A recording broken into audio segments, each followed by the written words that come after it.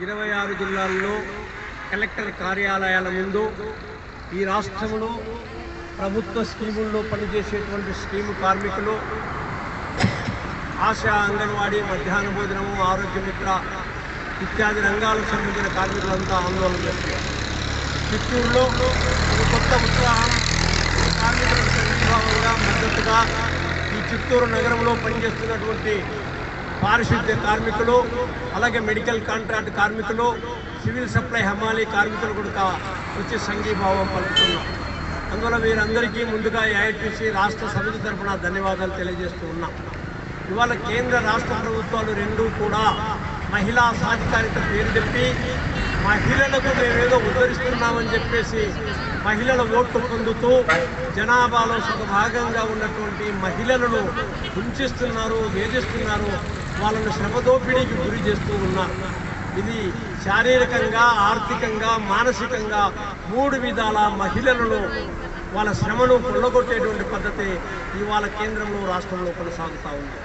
కేంద్ర ప్రభుత్వం 11వ పిఆర్సీ ప్రకారంగా 7వ వేతన ఒప్పందం ప్రకారంగా కనీస వేతనం సుప్రీంకోర్టు తీర్పు ప్రకారంగా ఇస్తామని చెప్పారు. అంటే 26,000 రూపాయలు కనీస వేతనం. సుప్రీంకోర్టు తీర్పు ప్రకారంగా సమాన పనికి సమాన వేతనం అని చెప్పారు. ఇవి రెండు, అది సుప్రీంకోర్టు తీర్పు కాబట్టి సుప్రీంకోర్టు తీర్పును అన్ని రాష్ట్రాలు అమలు చేయించాల్సినటువంటి బాధ్యత కేంద్ర ప్రభుత్వం పైన ఉంది. ఈ బాధ్యతను నరేంద్ర మోదీ ప్రభుత్వం విస్మరించింది. ఈ దేశంలో ఉన్నటువంటి లక్షలాది మంది మహిళల యొక్క శ్రమను దోచుకుంటూ ఉంది.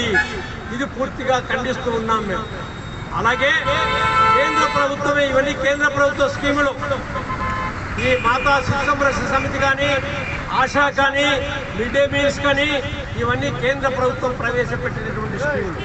ఈ స్కీముల్లో పనిచేసే వాళ్ళందరినీ ప్రభుత్వ ఉద్యోగులుగా గుర్తించి కేంద్రం అన్ని రాష్ట్రాల ద్వారా అమలు చేయించాల్సిన బాధ్యత దానిపైన ఉంది. ఈ కేంద్ర ప్రభుత్వం ఆ బాధ్యతను విస్మరించింది. రాష్ట్ర ప్రభుత్వం ఈ రాష్ట్రంలో ఆ స్కీముల్లో పనిచేసే కార్మికుల ద్వారా లబ్ధి పొందుతూ, ప్రజల ఓట్లు పొందుతూ, ఆ స్కీముల్లో పనిచేసే కార్మికులకు చట్టగోపురం పెట్టేటువంటి పరిస్థితుల్లో జగన్మోహన్ రెడ్డి గారి ప్రభుత్వం ఉంది. అందులో మేము ఇవాళ డిమాండ్ చేస్తూ ఉన్నాం. మేమేమి ఇసుకలో భాగం అడగడం లేదు, లేకపోతే ఎర్రచందనంలో భాగం అడగడం లేదు, మీరు కబ్జా చేసినటువంటి భూముల్లో భాగం అడగడం లేదు. మేము ఏమడుగుతున్నామంటే కష్టపడి పని చేస్తున్నాము.